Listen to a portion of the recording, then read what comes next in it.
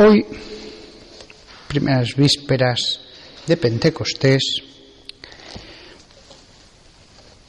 pensando en predicar acerca del Espíritu Santo, se me ocurrió que podríamos predicar bajo un determinado aspecto. Siempre que he predicado del Espíritu Santo, pues me he fijado más en el aspecto personal, lo que el Espíritu Santo hace en mí, lo que el Espíritu Santo hace en el alma. Pero hace un par de semanas leímos en Hechos de los Apóstoles un pasaje que era la reunión de los apóstoles en Jerusalén para discutir un asunto que había surgido. Ese pasaje relata lo que es conocido como el primer concilio de Jerusalén. Mi sermón va a ser un poco mixto, porque es imposible hablar solo de la acción del Espíritu, no ya sobre una persona, sino colectiva y más que colectiva, sobre la Iglesia, y no explicar lo que supuso el concilio de Jerusalén. Así que vamos a sumergirnos en este tema en dos sermones. Lo primero de todo, la escena, pintar la escena con la mente. Los 12 apóstoles, con sus barbas, unos con el pelo más largo como los galileos, vestidos con túnicas de lana, otro de lino, de distintos colores. No había ninguna uniformidad, ninguna.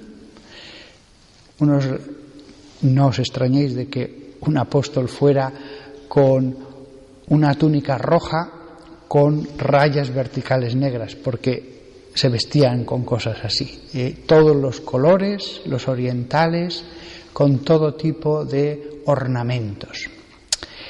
No había ninguna uniformidad.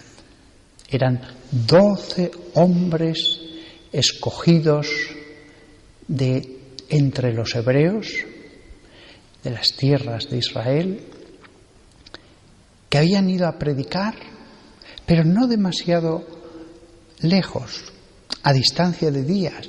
Algunos sin ninguna duda había llegado a Antioquía, alguno quizás había llegado hasta Alejandría, pero habían querido mantenerse cerca. ¿Para qué? Para, en un primer momento, mantener la unidad, hablar entre ellos las cosas. Es cierto que sabían que la voluntad del Maestro es que cada uno se fuera en una dirección a extender la semilla. Pero también es cierto, y este texto de Hechos de los Apóstoles lo prueba, que en un primer momento convenía que mantuvieran la comunicación, que pudieran reunirse al menos 2, 3, 4. En este momento se reunieron todos. Era un asunto importante. Sucedió más o menos en el año 50. Podemos imaginarlos reunidos en el salón de alguien rico, para que fuera un salón un poco más grande, un salón de techo bajo, con pilares de piedra. Si era durante el día, pues no habría lámparas, la luz que entraba, no en sillas, sino pues sentados como los orientales en el suelo sobre esteras, otros sobre cojines. Si había poco espacio, cuando entrara más gente, pues quizás trajeron algunas sillas más normales para ocupar menos espacio. Ya había algunas, no eran usadas para comer normalmente, pero sí que había algunos asientos en las casas, por lo menos más ricas, que no eran las usadas normalmente para comer. Bancos sí. Entonces imaginaos la escena, todos juntos en un solo espacio, una casa particular, uno sobre cojines, otro sobre el suelo, varios sobre bancos. Los 12 apóstoles, quizás en esa época había unos 20 presbíteros en Jerusalén, no hay forma de saberlo, es solamente una presunción de cuántos podía haber en Jerusalén. y a lo mejor otros tantos venidos de fuera, o sea, los 12 apóstoles y unos 40 presbíteros, tal vez. También es posible que estuviera la Virgen María o no, ya podía haber ascendido a los cielos. Yo me inclino a pensar que no, si no ya desde luego sería anciana, porque estamos hablando del año 50. Podía haber también fácilmente fariseos y maestros convertidos a la nueva fe, es decir, gente muy docta. Y también algunos laicos de esos que San Pablo llama los profetas. Había personas con dones. El profetismo en la Iglesia primitiva. Hay solamente restos de esto en la carta a los Corintios y alguno en Hechos de los Apóstoles, pero consta por otros textos de los Santos Padres que hubo en distintas iglesias personas a las que indudablemente el Señor dio pruebas de que les había dado el don de profetizar. Bien, fijaos lo primero de todo.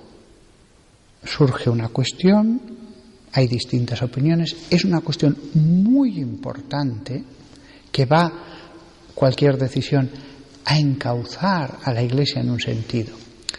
¿Qué hacen entonces? Reunirse, orar, dialogar. La Iglesia no es un ejército. En un ejército las decisiones vienen verticales. En todo caso, se puede pedir consejo a los generales, pero lo normal es que las decisiones vienen de forma vertical y ya está. La Iglesia no es eso, no es eso. El diálogo en la oración.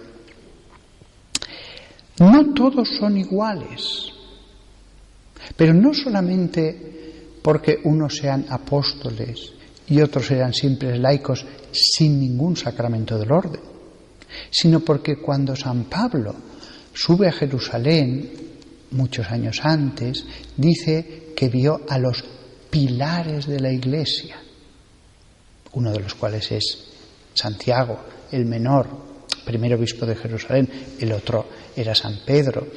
Es decir, ni siquiera entre los apóstoles todos son exactamente iguales. Esto no se refleja en un rango especial, no, todos son apóstoles. Sin embargo, unos están más llenos de sabiduría, otros tienen una visión más pura de las cosas espirituales. Abajo, en el campo de los laicos, había profetas a los que Dios les hablaba directamente. Todas estas cosas no se cuantifican a través de jerarquías y rangos, no. Dios es el que sabe lo que vale cada uno.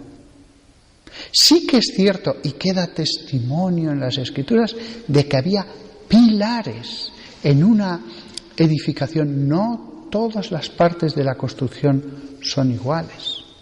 Las hay mucho más importantes, mucho más valiosas, que sostienen mucho más peso.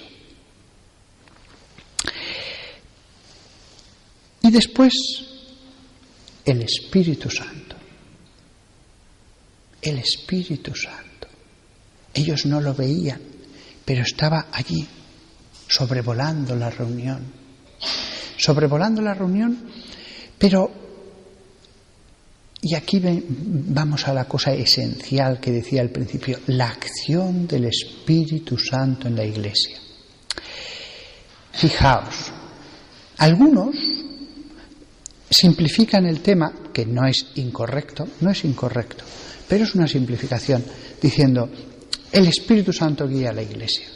Como diciendo, no os preocupéis, el Espíritu Santo guía a la Iglesia. ¿Es esto verdad? Sí. Otras personas se preocupan mucho diciendo, sí, guía la Iglesia, pero Dios ha puesto la Iglesia en manos de hombres. Dios ha dejado las decisiones en manos de hombres. Es verdad, hay hombres, pobres hombres de barro, como administradores, no solo de los misterios sagrados, sino de conservar el depósito de la fe, de discernir. ¿Cómo se conjugan esas dos realidades? El Espíritu guía a la Iglesia, ha dejado esto en manos de los hombres. Fijaos que lo que no hicieron aquellos apóstoles, presbíteros, diáconos y laicos, lo que no hicieron fue decir, bueno, vamos a solamente rezar y que de pronto alguien tenga una visión y ya está, todo solucionado. Porque el Espíritu Santo no suele actuar así. Y si actúa así, tiene que dar clarísimas muestras de que es Él el que habla. Y hay que discernir. Al final es el grupo el que discierne, aunque lo hiciera. El Espíritu Santo, como una nube, como un viento, spiritus, hálito, viento, brisa, sobrevolaba esa reunión. Pero ellos tenían que dialogar, que hablar, que exponer razones. A lo mejor en algún momento alguno se acaloró, a lo mejor alguno en algún momento erró, por santo y bueno que fuera. Os voy a poner un ejemplo que a mí me ha ayudado mucho a entender hoy, pensando en este sermón, cómo actúa el Espíritu Santo. En mi segunda parroquia estábamos pensando en cómo hacer obras en la parte de abajo, en los bajos de la iglesia. Estaba todo sin hacer, una superficie bastante grande. Yo lo pensé mucho tiempo, mucho. No quería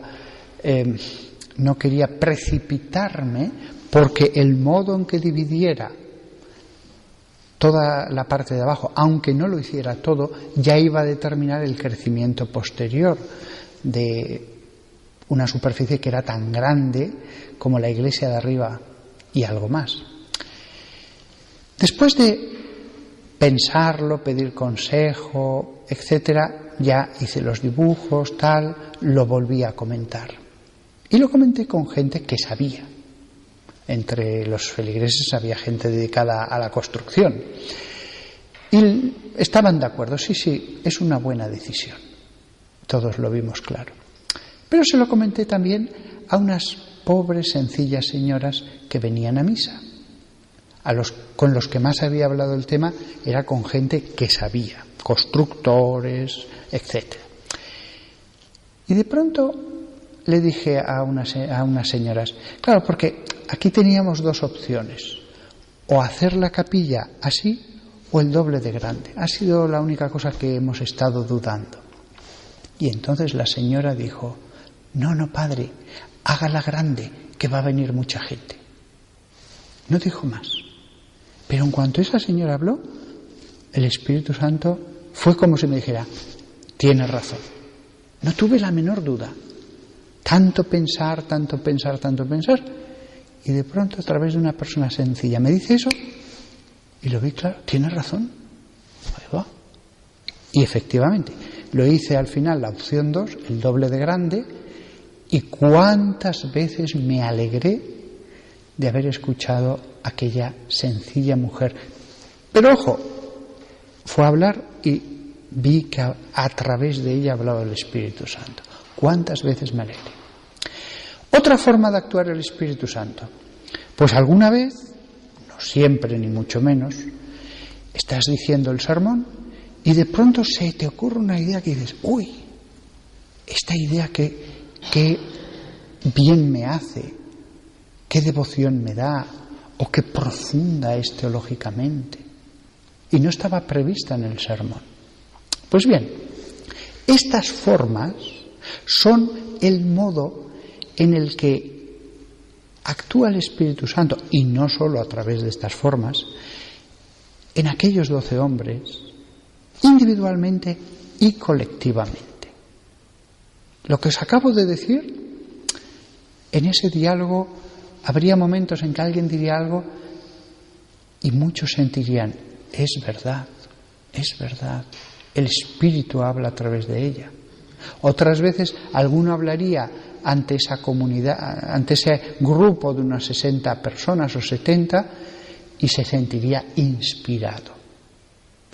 Como veis, el modo es muy humilde. No es que se abran los cielos y una voz hable desde el cielo. Lo puede hacer, lo ha hecho a veces en la historia, pero no es lo normal. El modo es humilde, pero estaba allí. Para acabar este sermón,